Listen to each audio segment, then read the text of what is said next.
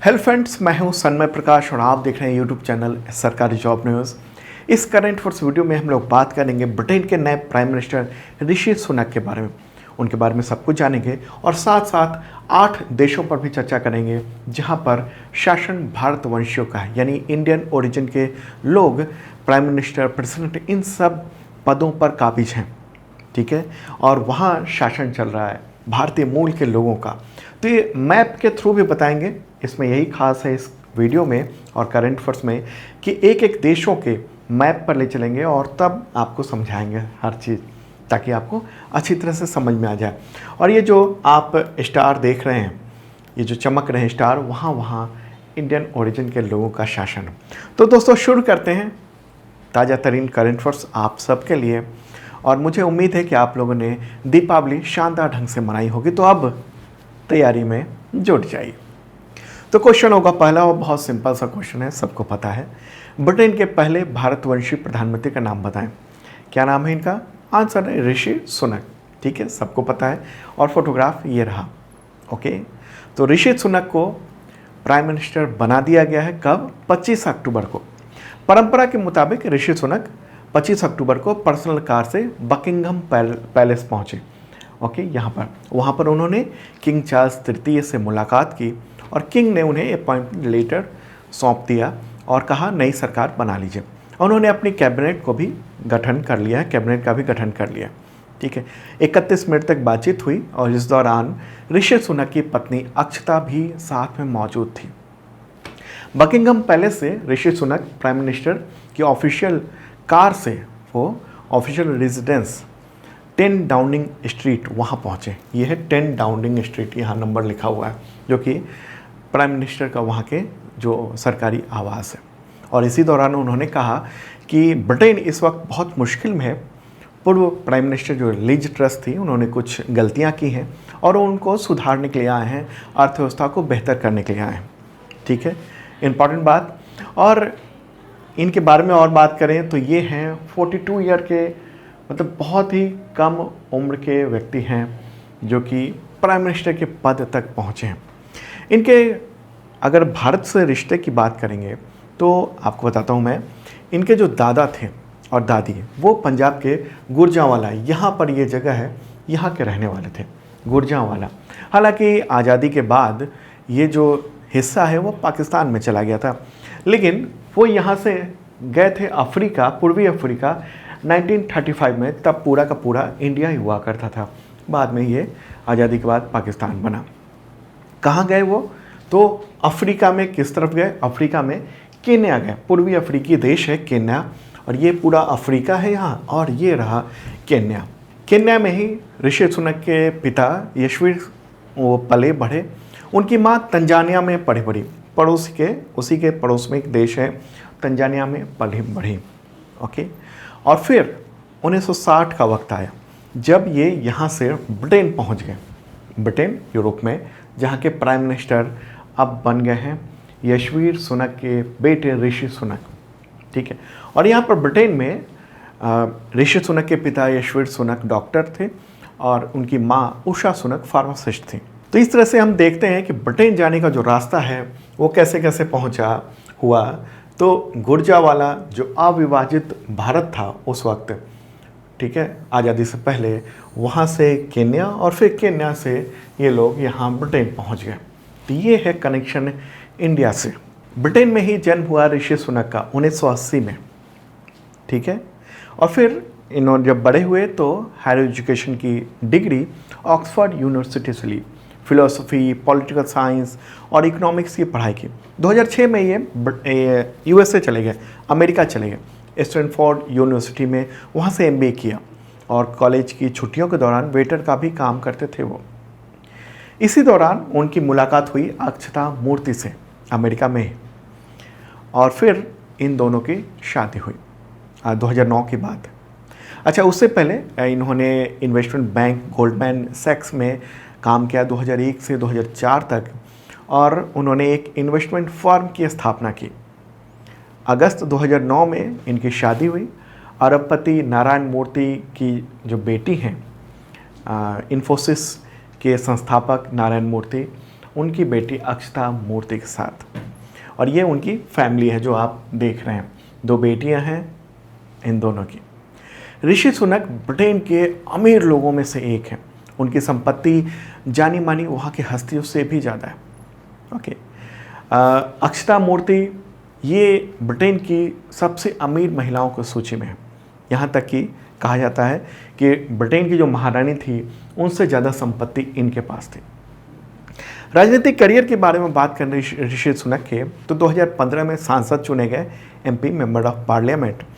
2015 से 17 तक सांसद रहने के दौरान वो अलग अलग संसदीय समितियों के मेंबर रहे।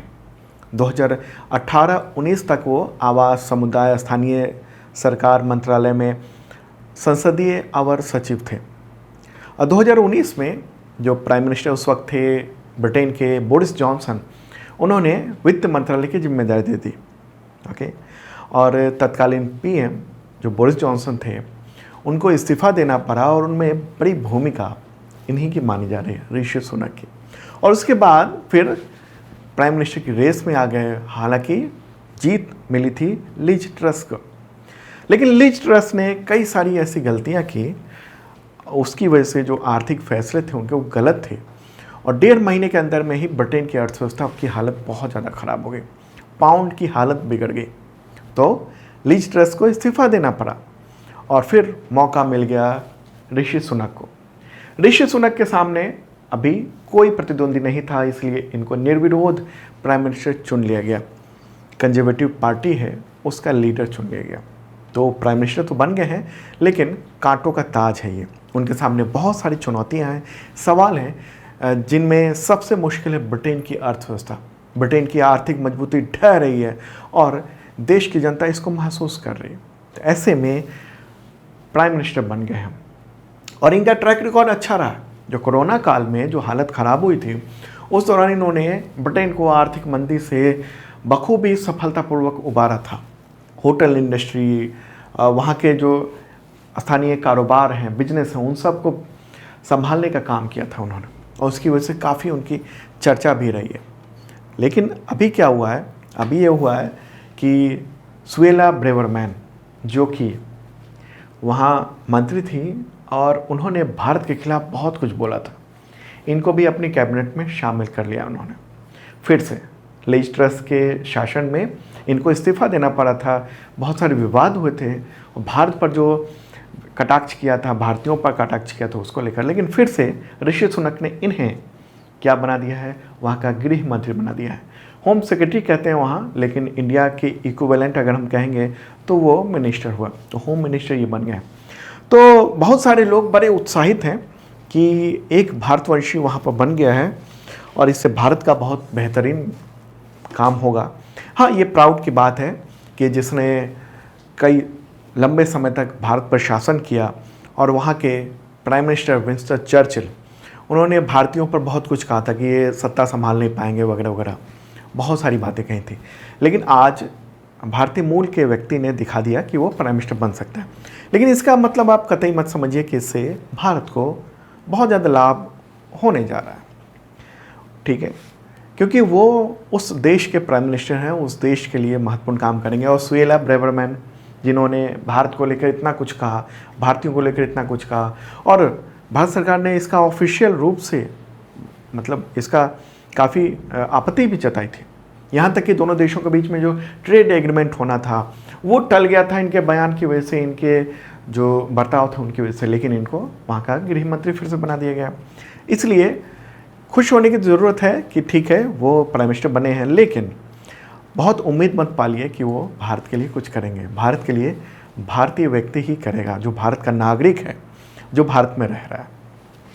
ओके, और अब बात कर लेते हैं दुनिया के 8 देशों के जिसकी कमान भारतवंशियों के हाथ में।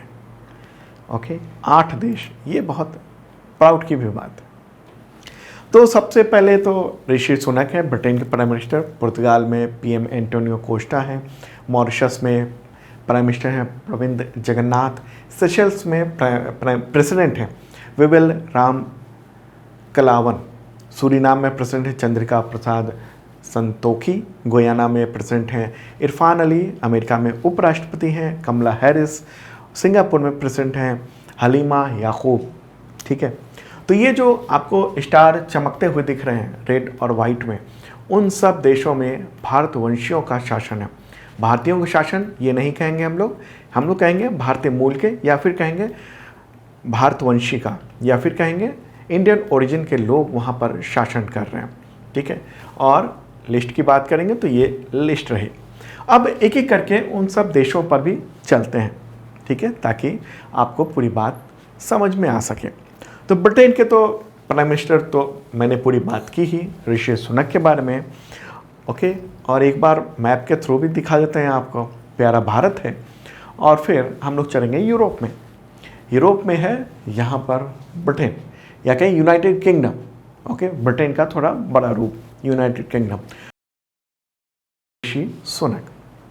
और अब बात करते हैं पुर्तगाल की। ब्रिटेन के पास में ही देश है, यह स्पेन के से सटा हुआ, राजधानी है लिस्बन। उसके प्राइम मिनिस्टर हैं एंटोनियो कोस्टा।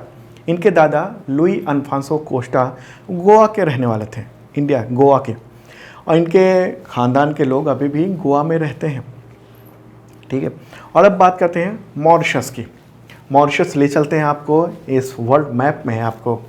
मॉरिशस कहाँ है? ये अफ्रीका के पास में, हिंद महासागर में ये द्वीपीय देश है, ये रहा। और इसके प्राइम मिनिस्टर है प्रविंद जगन्नाथ। इनके पिता अनिरुद्ध जगन्नाथ कई बार मॉरिशस के प्राइम मिनिस्टर रह चुके हैं। और ये उत्तर प्रदेश के मूलतः ये इनके ख़ानदान के लोग थे, उत्तर प्रदेश के बलिया ज़िले के रोसड़ा थाना इलाके के अठिलपुरा गांव के।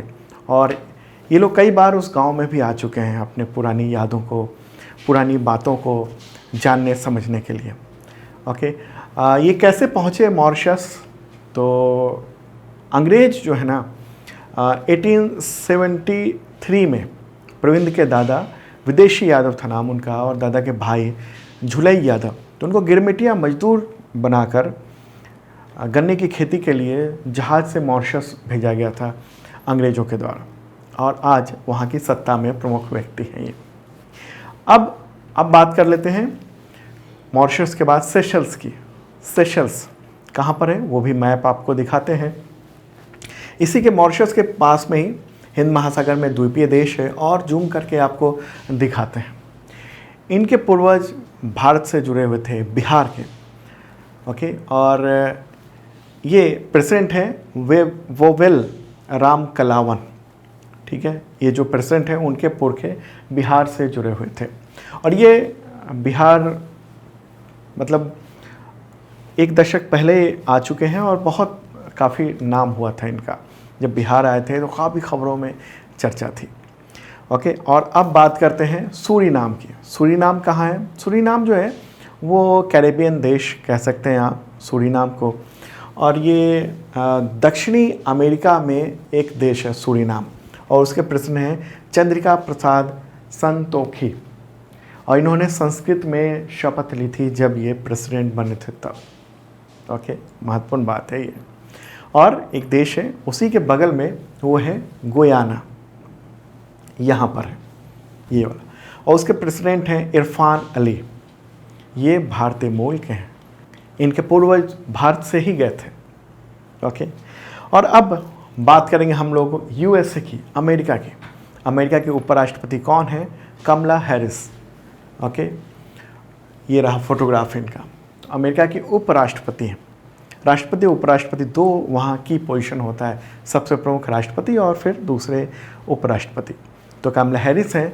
और 2021 में 85 मिनट के लिए इनको अमेरिकी राष्ट्रपति पद की शक्तियाँ दी गई थी।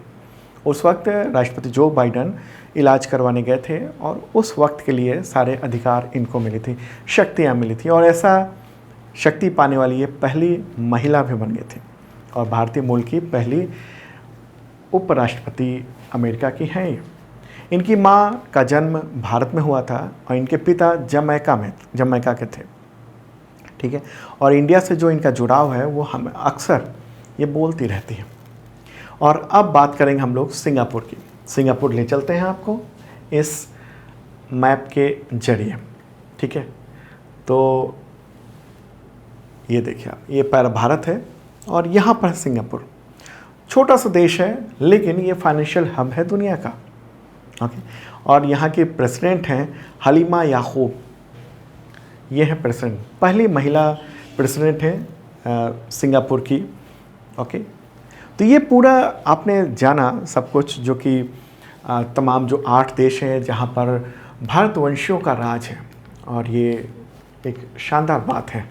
ठीक है, चलिए अब आगे बढ़ते हैं हम लोग। और हाँ, अगला क्वेश्चन लेते हैं। उससे पहले आपको बता दूं कि अब तक का टोटल करंट अफेयर्स का PDF अवेलेबल है, इस वीडियो के डिस्क्रिप्शन में चेक कर लेना। 1 ईयर का मेंबरशिप लेना होगा, 1 साल का, और तमाम जो अपडेट है PDF का वो आपको मिलता रहेगा 1 साल तक मेंबरशिप के जरिए। साथ में मॉक टेस्ट और टेस्ट सीरीज़ तमाम एग्जामिनेशंस के उसको देने का मौका मिलेगा, ताकि टेस्ट कर सकें कि कैसी तैयारी चल रही है, और बुक्स पे छूट भी मिलती है। तो इस वीडियो के डिस्क्रिप्शन में चेक कर लेना। अगला क्वेश्चन लेते हैं। भारत और अमेरिका की सेनाओं के बीच में टाइगर ट्रम्प अभ्यास 2022 कहाँ पर आयोजित किया गया? आंसर होगा विशाखापत्तनम में। ठीक है, ये मानव सहायता अभ्यास था दोनों देशों की सेनाओं के बीच में, और ये अभ्यास जो है वो शुरू हुआ था 2019 में, अभ्यास शुरू हुआ था, और ये 2022 में भी आयोजित किया गया है। अगला क्वेश्चन लेते हैं। अंतर्राष्ट्रीय सौर गठबंधन यानी ISA, इंटरनेशनल सोलर अलायंस, उसका अध्यक्ष और सह अध्यक्ष किसे चुना गया है अभी हाल ही में? आंसर होगा भारत और फ्रांस, इन दोनों देशों को चुना गया है। भारत अध्यक्ष है और फ्रांस सह अध्यक्ष चुना गया है। फिर से अभी हाल ही में 5वीं महासभा आयोजित की गई थी ISA की, तो भारत तो अध्यक्ष बन गया है, लेकिन इसकी अध्यक्षता कौन व्यक्ति संभालेगा? तो वो हैं RK सिंह, भारत के ऊर्जा और नवीनीकरणीय ऊर्जा मंत्री हैं, और सह अध्यक्ष का काम फ्रांस की विकास राज्य मंत्री क्रिसोला ज़ाचारोपोलू उनको मिला है। ठीक है, ISA उसका मुख्यालय कहाँ है? गुड़गांव में, इंडिया में। ठीक है, और उसके डायरेक्टर जनरल कौन है? अजय माथुर हैं। अगला क्वेश्चन लेते हैं। विश्व चेस चैंपियन मैग्नस कार्लसन, उनको हराने वाले दुनिया के सबसे युवा खिलाड़ी कौन बन गए? आंसर का D गुकेश। ओके, अभी हाल ही में M-चेस रैपिड ऑनलाइन टूर्नामेंट हुआ है, उसी में उन्होंने मैग्नस कार्लसन को हराया। न्यूज़ भी आप देख रहे हैं, और ये रहा फोटोग्राफ। कौन सा टूर्नामेंट था? M-चेस रैपिड ऑनलाइन टूर्नामेंट। पूरा नाम क्या है D गुकेश का? डोम्माराजू गुकेश, और भारत के युवा ग्रैंड मास्टर हैं, तमिलनाडु के रहने वाले हैं, 16 साल के हैं मात्र। ठीक है, 2019 में ग्रैंड मास्टर बन गए थे। आगे बढ़ते हैं। अगला क्वेश्चन। मध्य प्रदेश वन्य जीव बोर्ड ने मध्य प्रदेश में किस नए बाघ अभयारण्य को मंजूरी दी है? आंसर होगा दुर्गावती टाइगर रिजर्व। ये काफ़ी बड़े इलाके में होगा, तो इसकी फाइनल मंजूरी के लिए नेशनल टाइगर कंजर्वेशन अथॉरिटी को ये प्रस्ताव भेजा जा रहा है।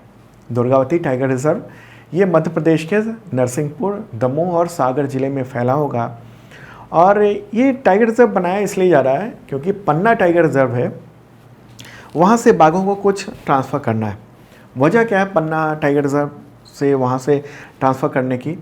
क्योंकि वहाँ पर 2 नदियों के बीच में केन बेतवा जो नदियाँ हैं उनको जोड़ा जा रहा है, दोनों नदियों को, तो उसकी वजह से बहुत बड़ा इलाका, करीब 1/4 जो पन्ना का इलाका है वो पानी में डूब जाएगा। तो ऐसे में जो नेशनल टाइगर कंजर्वेशन अथॉरिटी है उसने कहा था उत्तर प्रदेश को और मध्य प्रदेश को कि नए टाइगर रिजर्व बनाए जाएं। ओके, तो उसी के तहत उत्तर प्रदेश में भी ऐलान किया गया था। कौन सा? उत्तर प्रदेश में रानीपुर टाइगर रिजर्व होगा चित्रकूट जिले में, और मध्य प्रदेश में दुर्गावती टाइगर रिजर्व ये बनाया जा रहा है। ठीक है, तो मध्य प्रदेश की बात हो रही है। मध्य प्रदेश की राजधानी क्या? भोपाल। मुख्यमंत्री शिवराज सिंह चौहान और गवर्नर हैं मंगू भाई छगन भाई पटेल। अगला क्वेश्चन लेते हैं। क्वेश्चन होगा, किस पड़ोसी देश के पूर्व प्रधानमंत्री पर विदेशी तोहफों को बेचने के आरोप के कारण चुनाव आयोग ने 5 साल का बैन लगा दिया चुनाव लड़ने से? आंसर होगा पाकिस्तान। और कौन है वो व्यक्ति? तो वो हैं इमरान खान। ठीक है, संसद की सदस्यता भी ख़त्म हो गई है, अब वो MP भी नहीं है, 5 साल तक चुनाव नहीं लड़ सकते हैं। आरोप यही था कि जो विदेशी तोहफे हैं उनको बेच दिया गया था, इन्होंने बेच दिया था। इसको वहाँ तोशा खाना घोटाला कहा जाता है। तोशा खाना जो पारसी शब्द है, मतलब होता है खजाने वाला कमरा। मुगलों के दौर में इसका इस्तेमाल राजसी लोगों को मिलने वाले तोहफों को रखने के लिए किया जाता था। आज़ादी के बाद भारत में भी ये व्यवस्था चालू रही, और भारत में इसे विदेश मंत्रालय संभालता है। जो भी अधिकारी बाहर जाते हैं उनको ऑफिशियली अगर महंगे तोहफे मिलते हैं तो उसको वहाँ जमा कराना होता है। ऐसे ही पाकिस्तान में भी तोशाखाना है, 1974 में बन गया था और ये ऐसा डिपार्टमेंट है जिसमें प्रधानमंत्री, ब्यूरोक्रेट्स, प्रेसिडेंट, इन सबको जो तोहफे मिलते हैं मंत्रियों को वो ये वहाँ पर रखे जाते हैं। और उसमें नियम भी है कि उसकी कीमत चुकाकर और वो ले भी सकते हैं। तो इसी नियम का उल्लंघन हुआ। कुछ तोहफ़ों को तो बताया ही नहीं गया कि मिला है और कुछ के बताया गया और उसकी कीमत बहुत कम बताई गई और वो ले लिया गया और बहुत करोड़ों में उसको बेच दिया गया। तो तत्कालीन प्राइम मिनिस्टर इमरान खान, इन्होंने जब ये प्राइम मिनिस्टर थे तब इन्होंने ये काम किया था। ओके, अब आगे का क्या पॉलिटिकल करियर होगा तो अब हाई कोर्ट में चुनौती देंगे, उसके बाद देखा जाएगा क्या होता है अभी। ठीक है, पाकिस्तान की बात हो रही, राजधानी क्या है? इस्लामाबाद। राष्ट्रपति आरिफ अलवी हैं, प्राइम मिनिस्टर शहबाज शरीफ हैं। अगला क्वेश्चन, अंतर्राष्ट्रीय हिम तेंदुआ दिवस यानी इंटरनेशनल स्नो लेपर्ड डे कब मनाया जाता है? आंसर होगा 23 अक्टूबर को। 12 देशों में हिम तेंदुआ पाया जाता है। कौन कौन से देश हैं? India, Nepal, Bhutan, China, Mongolia, Russia, Pakistan, Afghanistan, Kyrgyzstan, Kazakhstan, Tajikistan और उज्बेकिस्तान। ठीक है, और भारत में लद्दाख और हिमाचल प्रदेश का राजकीय पशु है ये हिम तेंदुआ। अगला क्वेश्चन लेते हैं, मॉल डे यानी तिल दिवस कब मनाया जाता है? आंसर होगा 23 अक्टूबर को। और ये केमिस्ट्री के से जुड़े हुए लोगों के लिए ये दिवस काफ़ी लोकप्रिय है। मोल जो है पदार्थ का एसआई मात्रक है और इंटरनेशनल सिस्टम ऑफ यूनिट्स का बेस यूनिट है। किसी पदार्थ का एक मोल उसकी वो मात्रा है जिसमें उतने ही कण उसमें उपस्थित हैं। आगे बढ़ते हैं, अगला क्वेश्चन, विश्व पोलियो दिवस यानी वर्ल्ड पोलियो डे कब मनाया जाता है? आंसर होगा 24 अक्टूबर को। थीम क्या है इस बार की? टुगेदर लेट्स एंड पोलियो, खत्म करें पोलियो को। आगे बढ़ते हैं, अगला क्वेश्चन, डॉक्टर दिलीप महालनाबिस, उनका निधन हो गया 16 अक्टूबर 2022 को। तो उन्हें किस खोज के लिए जाना जाता है? आंसर होगा ओआरएस। ओआरएस का प्रयोग सही ढंग से उन्होंने ही किया था। न्यूज़ भी देख रहे हैं, काफ़ी प्रमुखता से उनकी खबरें हैं और उन्होंने ये जो किया उसका उन्होंने पेटेंट भी नहीं कराया ताकि आम लोगों को इसका फ़ायदा मिल सके। 87 ईयर के थे, उनका निधन हो गया। उन्होंने ही ओआरएस मतलब ओरल रिहाइड्रेशन थेरेपी, उस पर काम किया, उनके लिए उनको जाना जाता है। पश्चिम बंगाल में जन्म हुआ था और उन्होंने जब बांग्लादेश की आज़ादी की लड़ाई हो रही थी, लिबरेशन वॉर छिड़ा था बांग्लादेश में, उस वक्त तो ये पूर्वी पाकिस्तान था बांग्लादेश।